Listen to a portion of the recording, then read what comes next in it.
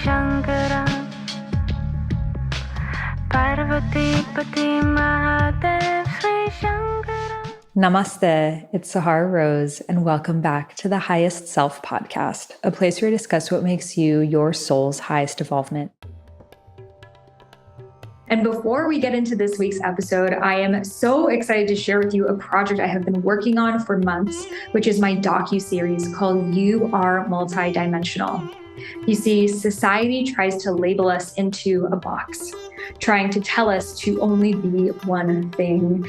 And even through my own experience of becoming an Ayurvedic author, I ended up putting myself into another box.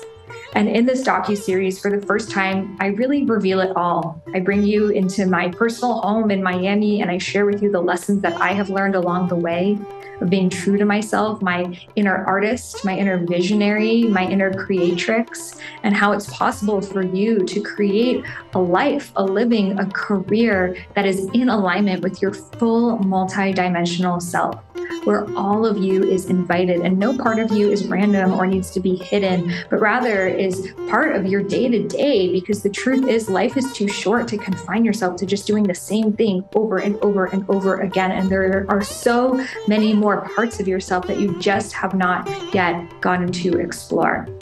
So this docu-series, You Are Multidimensional, was crafted to remind you that you are a multi-layered, multifaceted, multidimensional being, and all of you is sacred and invited. So this is absolutely free. It is available this week, so you can head over to the show notes to check it out right now. I am so excited to hear your feedback, see the revelations that come through, share it with me over on Instagram, and again, head over to the show notes to download the docu-series, You Are Multidimensional. And without further ado, let's get into the episode. If it's your first time listening, welcome. This is one of my solo casts where I just speak the truth that is coming through me. I just woke up minutes ago, coffee in my hand. And yes, for those of you who listen, I'm back to drinking coffee because life is short and coffee tastes good and it helps me go to the bathroom. So it's a win-win for everyone right now. And it's funny because yesterday I recorded a podcast and sometimes before you go to sleep, you're like having thoughts about your day and then you're like, I need to change something. And the thought I had was just like, I want to redo that podcast because I want to speak from a place energetically that I am at right now. I'll share with you, sometimes that's a personal even struggle for me, and maybe you relate, is sometimes when you are trying to help someone with something that you overcame a really long time ago, you almost like go back to that version of yourself and you feel like, well, I overcame that problem a long time ago, so I'm not going to talk about where I'm at right now. I'm going to talk about where I was when I was overcoming that problem. So for me, the problem that I help people overcome every day is helping them discover and live their soul's purpose. So by soul's purpose, I'm talking about not just their career, but their energetic frequency and who they are on a soul level and how their inner reality can match their outer reality. And I've written a book about this called Discover Your Dharma, a Vedic guide to finding your purpose, with foreword by Deepak Chopra, and founded the Dharma Coaching Institute that trains Dharma, soul purpose, and spiritual life coaches. So I've majorly created this, my life's work. And even when I was writing the book, Discover Your Dharma, I could feel that I was like going back into, okay, where was I when I was really questioning if I even had a purpose and trying to make it happen and getting my book off the ground and my coaching career. And then I noticed in myself yesterday in the podcast, I like went back to that space, like, okay, what was helping me then? But I realized that sometimes the way that we think we are supposed to solve a problem at that time is based off of what we believe is possible for us at that time. So for example, for me, when I was really trying to step into my purpose, I would go on YouTube and I would listen to motivational speeches by Gary Vee and Tony Robbins and all these big people. And they all had this energy of like, you can make your dreams happen. Anything is possible. If you believe it, you can do it. If you're motivated enough, then it's going to happen. And if not, you're procrastinating. And in some ways, that was really helpful for me because I was like a hippie living in India and had no business experience. So in a way, that like masculine fire drive was helpful for me to really get focused and, get shit done. But to be honest, that's not the energy that I have been in the past several years now. And I want to share where I'm at now because I really believe that if I knew this before, my journey towards living my Dharma could have been a lot easier. And I didn't need to adapt to the mainstream model of success and what pursuing success looks like, which is very self-sacrificial. It's very, don't hang out with your friends, don't do this, don't do that. The number one thing you should only be working on is your purpose. And to me, I don't see your purpose as something in a vacuum. I don't see it as like this project that you're doing and everything else is unrelated, but I really see everything that you do as part of your purpose. You know, they say how you do anything is how you do everything. So the quality of your friendships and relationships, the quality of your self-care, your home environment, all of these things really are a reflection of your Dharma. And also for those of us who have more of a feminine mind. So when I say feminine, I don't mean you need to be born a female, but those of us who are a little bit more sensitive to our surroundings, we move more in a spiral way rather than a linear step-by-step way. And you kind of know this if like every single time you make a huge identity shift, you need to like change your home decoration, change your style, like change your Instagram feed, like all of these things are really affected by you. You know that you are definitely someone who's more sensitive and receptive to all of the ways that you are expressing in the world. So I noticed for me that when I would have a big shift, I changed in the way that I interacted with every single person and the way that I interacted with myself. So a huge realization that I had was that doing and being are not separate. You know, we often hear, okay, you're a human being, not a human doing, like we got to be more being. And that becomes another thing that we're doing wrong, right? It's like, oh shit, I have not spent enough time being, I didn't do my meditation, like get in your meditation. And it's like the same energy as get in your workout, get in your vitamins. It becomes another thing that we're always falling behind on. And like, isn't that missing the whole point? And it's like being is the separate action that we do rather than a state of consciousness to be present in any moment. And then doing in a way in the spiritual community is like looked down upon as lesser than, like, oh, they're doing so much. Like, why are they always creating things and striving? But the truth is, doing is also creativity.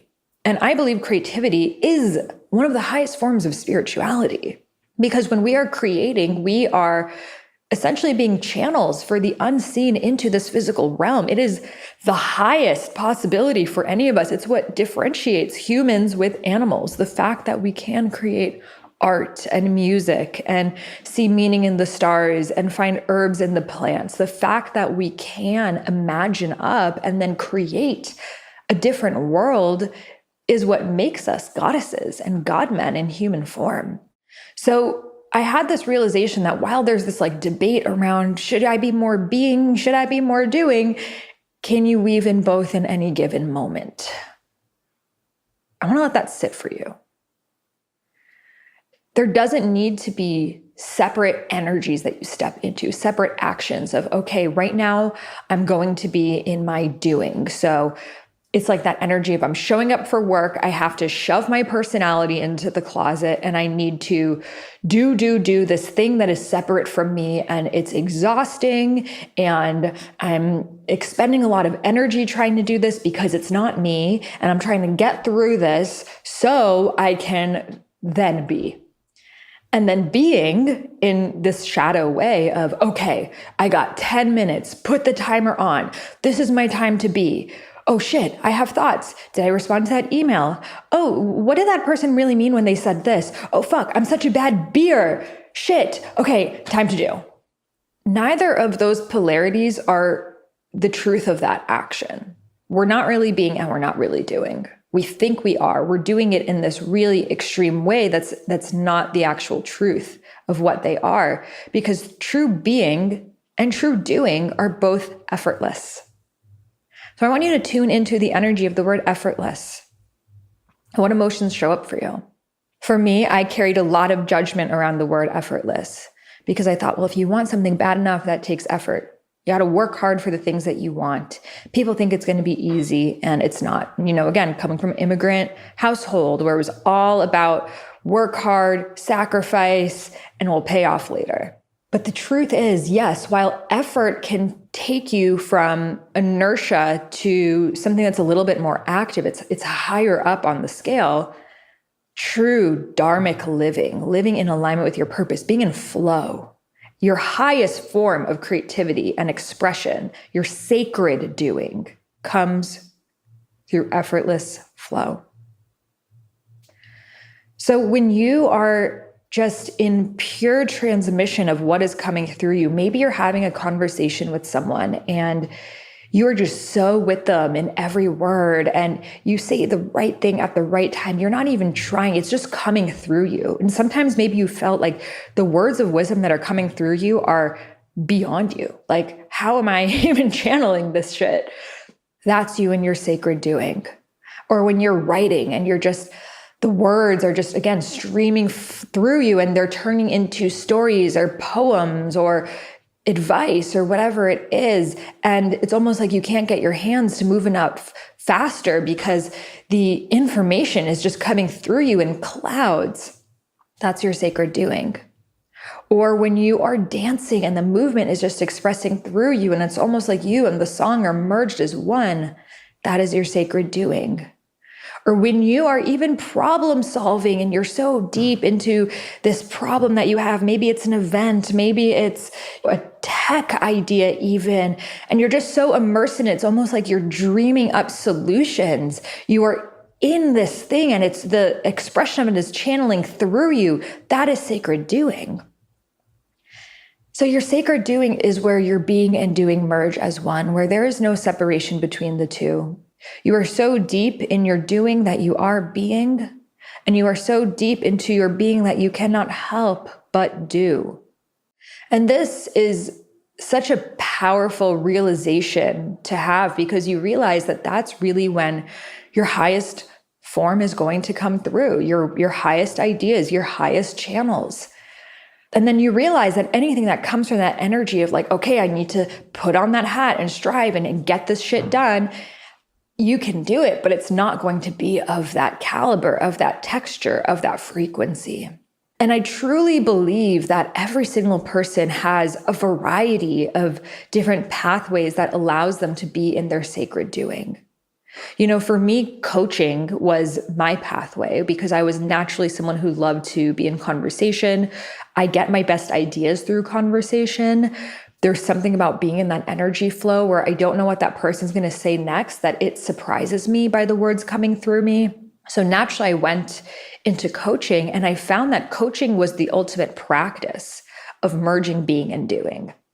Because as a coach, if you're in your head trying to tell that person what to do and you're thinking of the advice that you want to give them or you're lecturing them, that's not actually coaching and that's not actually what's going to make a difference. I realized that through coaching, the ultimate way that you can help someone have an epiphany is through holding that energetic space for them, being so present in your own body that it anchors them deeper into theirs. And by you being so grounded and so embodied, yet so present and so connected with them and so open to what is coming through, so you're connected to the earth, you're connected to your heart, you're connected to the cosmos, and you're right there with that person. You're able to ask them questions that take them so deep into their truth that true magic unravels, that people have epiphanies that may have taken them years on their own to have, that they can just have in literally minutes working with you. And I realized the grounding that I needed to have to allow that magic to take space. Again, I couldn't be in my head thinking of the right thing to say. And I can't just be only super present and just like nodding, like, you know, the creepy spiritual people you see sometimes are like, yeah. And you're like, are you there? Like, are you a human? Like, can you respond? So you need to have that perfect balance of letting that person know I'm with you. And also I see you at your highest potential. I hear you in your pain and struggle, but I see what's possible for you. And that really is the space that is needed today. And not just in coaching, but in the world. We need more people who are aware of everything that's happening in the world. Yes, we are aware of the environmental and social and political pains and atrocities. We're with the people through their hearts. And we see the higher level perspective. We see what's possible. Because if we're just in the trenches and we're just in the mud, we're not going to be able to channel what is possible for humanity in the future. That takes also having that awareness above of, okay, I see where we're at now, but where can we be in 5, 10, 20, 100 years? And now how can my actions align with that? And then how can I be in my doing and my being together in creating that?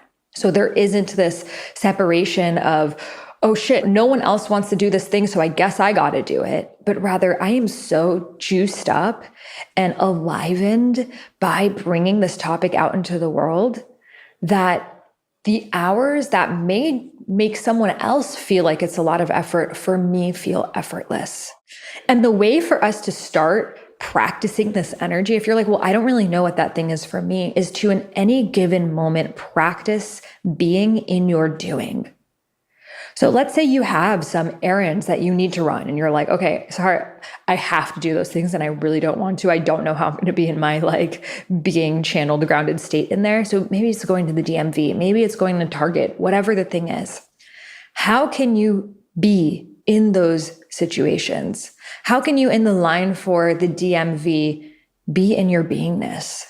So maybe it's being super present, that you're really noticing the people around you in that room and you're really feeling into their energy. You use that as practice of feeling into people's energy, seeing their auras, sending them love, feeling what blessings they may need and blessing every single person in that room. That's one of my favorite practices to do when I'm just walking. I'm just sending people blessings. I'm like, it's too late. You've already been blessed. Or maybe you take that time in the DMV to really ground in and connect to your own heart and notice how you feel when you're in a really energetic and dynamic room. What is it activating within you? Okay, where does that come from? And being really present in yourself. Or maybe you decide to bring joy into that environment. Last time I was at the DMV, I took the time to learn a TikTok dance. So I'm just in the line, I'm just on my phone and I'm learning this dance. And at first, I'm like, oh, people are going to think I'm weird. And I'm like, it's the DMV. Everyone's weird. And, some people were definitely watching me from the side of their eye. And it wasn't a full performance. It was more of a dance with my arms. But I brought joy into the space. I showed through example, not by telling people, hey, be more joyful, but by showing people there's another possibility in this room. It doesn't need to just be dread. It doesn't need to just be getting through this. You can also make this moment fun and magical. It doesn't need to just be while you're alone at home or at a picnic or something. The time that you have been wanting to have to yourself is right now. Here we are. We have the next hour, maybe 2. What do you want to do with it? So bringing that energy of being through everything that you do. Maybe you're working as the barista at Starbucks, and instead of that stressful and chaotic energy of how I'm going to get through this, how can you just be so with every person that shows up? And then your drinks, and you realize that you are a witch that is offering potions with your sacred cauldron, and you are healing them with every cup, and you're infusing blessings with every cup as you hand it to them. Suddenly you have just become a magician in your beautiful sacred temple that is giving offerings to people. So it's little switches like this that we can make in our minds to make any moment more magical, more sacred, more intentional. And these can also be moments that we are in our being that we can amplify. So for example, I went hiking this week with some friends and we got to the top of the mountain. The view is amazing. And I start singing Spice Girls. And I'm like, stop right now. Thank you very much. I need somebody with a human touch. And at first they're laughing. I'm like, okay, let's all sing it. I remember the choreography.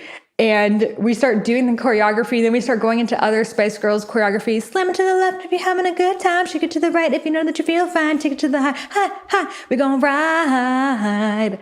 And then before you know it, everyone's dancing. Everyone's laughing. Everyone's having so much fun.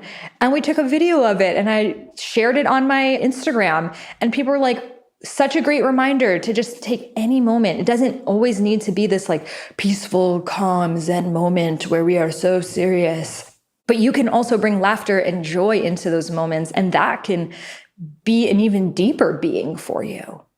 Because sometimes when we're just trying to meditate and trying to do the thing, it's still coming from that energy of striving and trying. And instead, for me, my most natural form, and I believe for most of us, our natural form as children was playing and laughing and just being in our hearts, whatever that looks like for you at any given moment.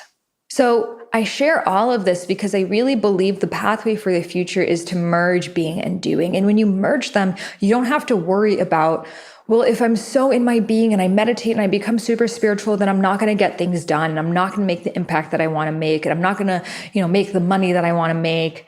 Or you're not going to worry about, well, if I just commit to, living my Dharma, it's going to be so exhausting. It's going to be so much work. I'm going to be stressed out. I'm going to be hustling all the time. So I don't want to do it. I also used to think it was one or the other. And now every single day, they are infused in me as one. That I barely have anything planned on my schedule just because I just don't like it that way.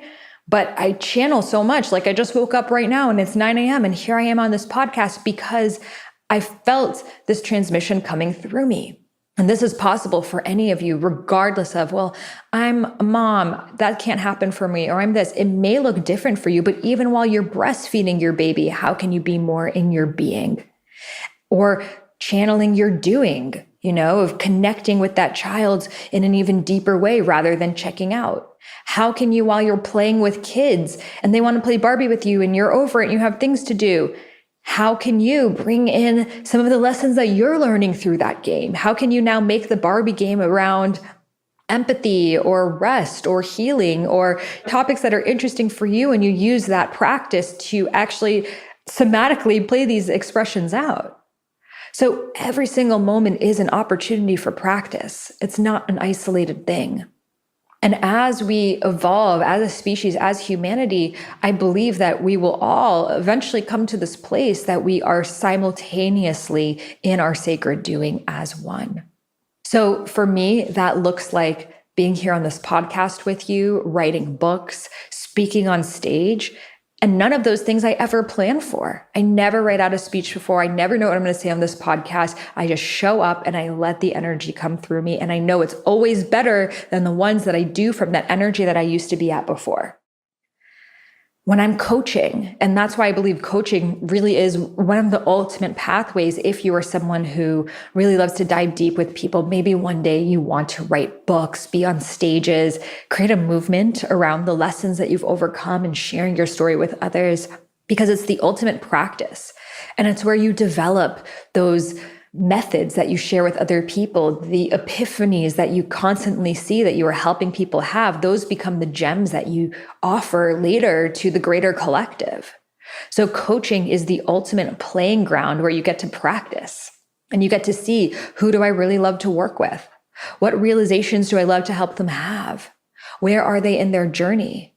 And also knowing I don't need to go back there to help them fix their problems. In fact, coaching and helping people in general is not about fixing people's problems. You actually can't. And I know I've learned this lesson so much with my parents. It's like you want to help people, but you cannot help someone that doesn't want to help themselves.